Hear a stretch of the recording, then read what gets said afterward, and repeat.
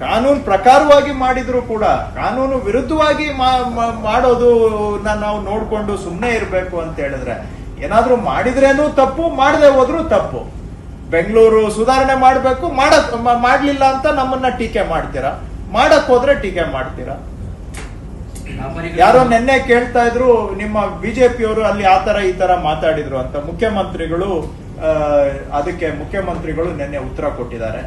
March ತಿಂಗಳಲ್ಲಿ ಮಾನ್ಯ ಮುಖ್ಯಮಂತ್ರಿಗಳೇ ವಿಧಾನಸೌಧ ಕಾನ್ಫರೆನ್ಸ್ ಹಾಲು 334 ಕಾನ್ಫರೆನ್ಸ್ ಹಾಲ್ ಅಲ್ಲಿ ಎಲ್ಲಾ ಬೆಂಗಳೂರಿನ MLAಗಳನ್ನ MP ಗಳನ್ನ ಮೀಟಿಂಗ್ ಕರೆದಿದ್ರು. ನಿಮ್ಗೆ ನಾನು ಪ್ರೊಸೀಡಿಂಗ್ಸ್ ಕೊಡ್ತೇನೆ, ಪ್ರೊಸೀಡಿಂಗ್ಸ್ ನಿಮ್ ಜೊತೆ ಶೇರ್ ಮಾಡ್ತೇನೆ. ಆವತ್ತು ಎಲ್ಲಾ ಪಾರ್ಟಿ MLAಗಳು MP ಗಳು ಇನ್ಕ್ಲೂಡಿಂಗ್ ಬಿಜೆಪಿ MLAs MLCs ಎಲ್ಲರೂ ಒಕ್ಕೊರಲಿನಿಂದ ಕೈ ಎತ್ತಿ ಮುಖ್ಯ ರಸ್ತೆಗಳಲ್ಲಿ ಇದನ್ನ ಪಾದಾಚಾರಿಗಳಿಗೆ ಮುಕ್ತಗೊಳಿಸಬೇಕು ಅಂತ ಎಲ್ಲರೂ ನಿರ್ಣಯ ಮಾಡಿದ್ದಾರೆ.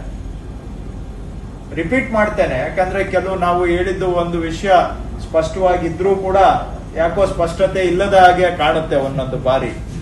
ಮಾರ್ಚ್ ಅಲ್ಲಿ ಆದಂತಹ ಸಭೆಯಲ್ಲಿ ಡೇಟ್ ಕೊಡ್ತೇನೆ, ಒಂದು ಸ್ವಲ್ಪ ದಿನ ನಾನು ರೆಸೊಲ್ಯೂಷನ್ ನಿಮ್ಗೆ ಶೇರ್ ಮಾಡ್ತೇನೆ. ಎಲ್ಲಾ ಪಕ್ಷದವರು, ನಾನು ಯಾವ ಪಕ್ಷ, ಬಿಜೆಪಿ ಎಲ್ಲ ಶಾಸಕರು ಸಂಸದರು ಕೈ ಎತ್ತಿ ಒಕ್ಕೊರಲಿನಿಂದ ಸರ್ಕಾರ ಇದನ್ನ ಎನ್ಫೋರ್ಸ್ ಮಾಡಬೇಕು, ಪಾದಾಚಾರಿ ಮಾರ್ಗಗಳನ್ನ ಜನ ಓಡಾಡೋದಿಕ್ಕೆ ತೆರವು ಮಾಡಿ ಕೊಡಬೇಕು ಅಂತೇಳಿ ನಿರ್ಣಯ ಆಗಿದೆ. ಸರ್ವಾನುಮತದ ನಿರ್ಣಯ. ಅದನ್ನ ಈಗ ಅನುಷ್ಠಾನ ಮಾಡ್ತಾ ಇದ್ದೇವೆ. ಸರ್ವಾನುಮತದ ನಿರ್ಣಯವನ್ನ ಅನುಷ್ಠಾನ ಮಾಡ್ತಾ ಇದ್ದೇವೆ. ಇಷ್ಟು ತಮ್ಮ ಗಮನಕ್ಕೆ, ಇನ್ನು ಉಳಿದಿದ್ದು ನಿಮ್ಗೆ ಬಿಡಿ. ನಮ್ಮ ಕಾರ್ಯಕ್ರಮಗಳನ್ನ ನೀವು ನೋಡ್ತಾ ಇದ್ರೆ ನಮ್ಮ ಚಾನೆಲ್ ಅನ್ನ ಸಬ್ಸ್ಕ್ರೈಬ್ ಮಾಡಿ, ಪಕ್ಕದ ಬೆಲ್ ಐಕಾನ್ ಒತ್ತಿ ನಮ್ಮನ್ನ ಬೆಂಬಲಿಸಿ. ಹಾಗೆ ನಮ್ಮ ಕಾರ್ಯಕ್ರಮಗಳನ್ನ ಲೈಕ್ ಮಾಡಿ, ಕಮೆಂಟ್ ಮಾಡಿ, ಅದನ್ನ ಬೇರೆಯವರಿಗೂ ವಾಟ್ಸ್ಆಪ್ ಮೂಲಕ ಶೇರ್ ಮಾಡಿ. ನೀವು ಹೀಗೆ ಮಾಡಿದಾಗ ನಮ್ಮ ಚಾನೆಲ್ ಇನ್ನಷ್ಟು ಮತ್ತಷ್ಟು ಜನರಿಗೆ ತಲುಪಲು ನೀವು ನಮ್ಮೊಂದಿಗೆ ಸಹಕರಿಸಿದ ಹಾಗಾಗುತ್ತೆ. ಇದು ನೀವು ಯಾವುದೇ ಖರ್ಚಿಲ್ಲದೆ ಕೆಲವೇ